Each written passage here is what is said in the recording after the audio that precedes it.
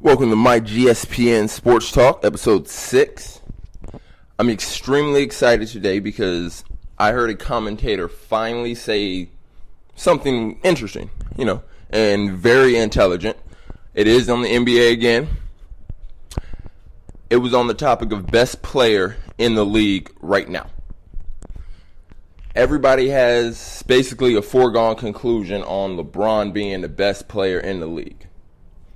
LeBron being better than Michael Jordan, being the second best player in the league. LeBron had a career year last year, one of his best years. And honestly, he is a freak athlete, and he just keeps getting better, and it's amazing. But we're talking about the greatest basketball player of all time. It's not him. He's not the best basketball player in the NBA right now, and we'll get into that, breaking down everybody I put in these categories. And really, it's only two players. LeBron James is the most dominant player in the NBA today. He's on the level of Shaq. He's on the level of Wilt, where it's dominance. And it's dominance from the perimeter, which is something you have never really seen. He's so physically imposing to everybody else that's on the court. It's absolutely ridiculous. At 6'8", 6'9", 250, 260 pounds. He is arguably the best athlete in the league. Westbrook may take offense to that. DeRozan's extremely athletic. And there's other guys in the league, but, he is a freight train. Full speed ahead. He can jump out the gym. He's super powerful off of his one leg. He's done some things with chase down blocks, some dunks, some alley-oops. He's jumped over people. Like, his athleticism, it's up there with the greatest of all time on Vince Carter, on Jordan level. Dominique, he's an athlete for the record books. But does being a great athlete make you a great basketball player? I don't agree.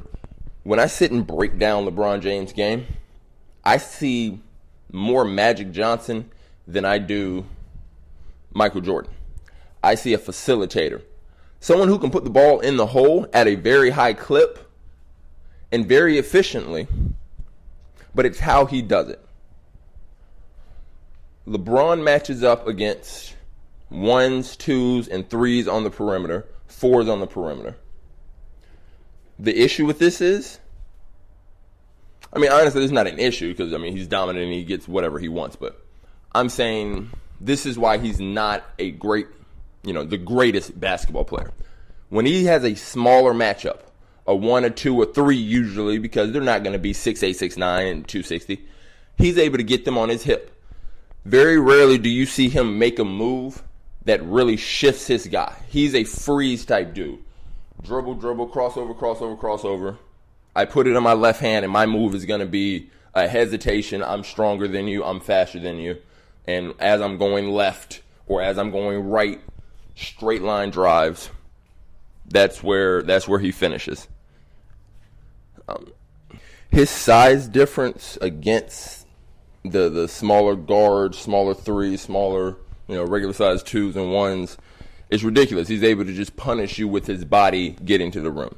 Now, when he plays a 4, that's where you see him being so much more athletic and faster that he's able to bring you out and get to the rim.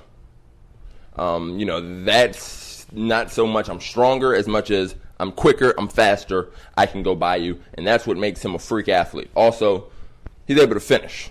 He's a great finisher. I don't believe that he's the greatest finisher in NBA history by any means. For the simple fact, LeBron has to go off his left foot. Very rarely do you see LeBron putting somebody on a poster off 2 feet. When you look back at Kobe, when you look back at Jordan, when you look at Vince Carter, everyone else, well, not everyone else, but a lot of the great finishers you think about, great dunkers, they were able to go off of not just their left foot, their main foot, but 2 feet, left, right, left, or just their right foot. They had versatility with their jumping ability. LeBron's athleticism is really predicated on that powerful left leg. It's not a bad thing. A lot of people are just 1 foot jumpers, and that's what makes them crazy athletes, and LeBron is one of the greatest 1 foot jumpers of all time. especially being able to put that 260-pound frame up in the air that high. And then the power that comes with that from LeBron is unmatched from a perimeter player, in my opinion. Maybe Dominique Wilkins, the human highlight film, but I don't even know if he had this. And again, he was a 2-foot jumper. He could get in the lane and do some things that LeBron couldn't just because of the way that he can generate power in his jumps. LeBron is, as you see, a lot of his highlights are in transition. All of his dunks are, I got a steal, my teammates got a steal, we got an alley-oop, something like that in transition, which, I mean, this is the NBA. We want to put on a show. LeBron can do it like no other in transition, the way he jumps. And people move out the way because you're not going to be able to stop him when he gets a full head of steam. He's a nightmare, an absolute nightmare in transition. But when we go back and look at the way that he scores, it's those straight line drives. He's not a good shooter. I mean, he's a good shooter, not a great shooter. Not on the likes of a Kobe, of a Jordan, of a Kevin Durant. People talk about Kobe's percentages.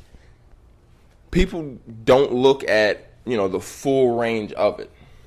LeBron's percentages are so high because he shoots layups. Kobe, people don't remember, had the NBA record for most threes in a single game. Kobe can shoot. He's a very good shooter. His percentages get a little lopsided because of the type of shots he took. Kobe didn't care at all, which made him an even more lethal scorer, especially in the clutch. Missing did not bother Kobe even a little bit, which, that is a trait that LeBron doesn't have. Kobe doesn't care about making people happy. Kobe cares about winning. And his teams, to win, needed Kobe to get his shots up and get hot when he needed to. And nobody in the NBA got hot when they needed to like Kobe Bryant did, or got hot in the manner that Kobe did. Steph is fantastic. KD can do it too, but Kobe could do it. Kobe could do it like no other. Jordan-esque, yeah. Anybody else who's ever put the ball in the hole, Kobe can do it on their level, if not better. In my opinion, the greatest scorer of all times right now. Kevin Durant's close behind. Jordan's right there too. But, those three guys are on a different level of putting the ball in the hole. So when we talk about percentages, LeBron shot a much better percentage. Okay, LeBron shoots layups. Let's remember that. Many more layups, many more transition points, and Kobe shoots tougher shots. LeBron couldn't shoot nearly the type of shots that Kobe hit and shoots nearly as close a percentage. If all Kobe did was shoot layups, his percentage would be right there. Jordan shot tough shots. Not as many as Kobe, a lot. Not as many, though. And he made them, too. And Jordan got his layups. Jordan played an all-around game. Jordan did everything that everyone wants to do on the court. So I don't think LeBron is Jordan, and that's not even a conversation I really have. I can hear the arguments for the Kobe, but Kobe was the second coming of Jordan and so much closer. He could have did what Jordan did, in my opinion. They could have kept teams together a little more. Shaq could have stayed. They would have won another championship. They could have done this and that and this and that. But Kobe, in my opinion, is the second greatest. What we're talking about now is greatest in the NBA right now. And as I said, LeBron's scoring is predicated on layups and transitions. His three-point shot is iffy at best. His ability to shoot off the dribble is, it has gotten better throughout his career, but at this stage in his career, we're still talking about he needs to continue to develop it. He's not a shooter. He's not. He's gotten so much better, but I expect someone who's in the conversation of being the GOAT to develop their game. He's just not a shooter like that. His ability to make moves the way that Kobe and Jordan did, that's not his body. He's built more like a football player. He's stiffer, powerful. His shimmy, shake, that ability to get your defender off balance with the head and shoulder fakes, moving your hips, that's not LeBron on the court. His ball handling isn't the greatest. It's fantastic. He's a great ball handler, but it's not It's not Kobe. It's not Jordan. You even see Kevin Durant out there really playing with that ball. It's definitely not a Steph Curry or a Kyrie type level, but, it's good for what he does. The power, explosive, I'm getting to the rim, straight line. That's Bron, and he does it better than no other, especially from that perimeter. Again, like I said, he's the most dominant player in the league. But he's not going to get you on the perimeter and beat you by making jump shots. That's not going to be LeBron. Kobe will. Jordan will. KD will. Steph. Kyrie can do it. You saw him put up, I think it was 60 points against San Antonio, hitting 3 after 3 after 3. He can create his shot much better than LeBron can. When we're talking about getting separation and shooting jump shots, yeah. Is he dominant? He can get to the rim. Yeah, Bron can get to the rim. But the other aspects of the offensive game, I got Kevin Durant as a better player. What can he not do on the offensive end? He's got way more moves on every single level. From the perimeter, getting to the rim, he can move you with his crossover. And what I mean by that is when he makes his crossover, it makes separation. And now he can get to the rim, or he can pull up, or he can do anything else because you're completely out the way. You see like an Allen Iverson type crossover where you're completely gone. You don't see that from LeBron. You don't see a move, let's say, oh, that's not LeBron's game. LeBron might make his crossover. You're right there.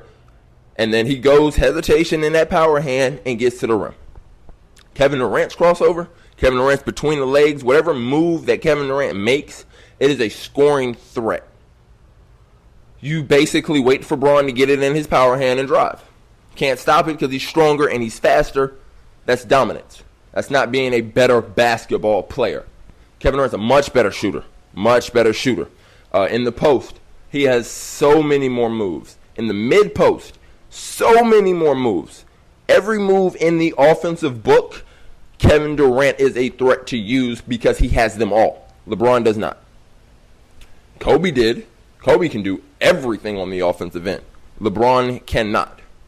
LeBron is a much better passer than the guys on this list I'm talking about as far as scores. He's a much better passer than Jordan, much better passer than Kobe, much better passer than KD. He is a much more willing passer than those three as well.